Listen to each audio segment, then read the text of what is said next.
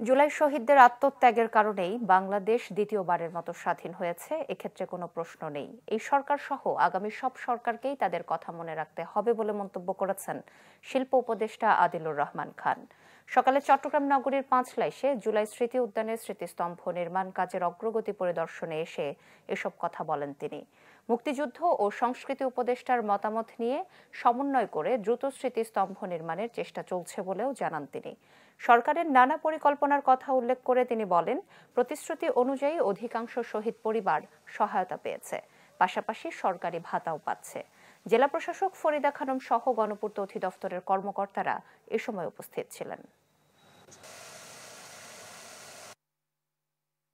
আমরা এমন জায়গায় এটা স্থাপন করতে চাই যেটা চিটংয়ের যারা শহীদ তাদের ব্যাপারে স্মৃতিটা অম্লান থাকে, এই জন্যই আর কি দেখতে আসা।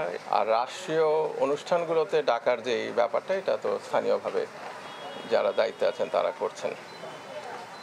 এছাড়া তাদেরকে সারা জীবন আমাদের মনে রাখতে হবে, তাদের যে অবদান, তাদের এই অবদানের কারণে বাংলাদেশ স্বাধীন হয়েছে দ্বিতীয়বার। তো এইটা নিয়ে কোনো প্রশ্ন নাই, এবং এটা আমরা তো বটেই, এরপরে যে সরকারগুলো আসবে তাদেরও মনে রাখতে হবে। বাংলাদেশের মানুষ এটাই চায়।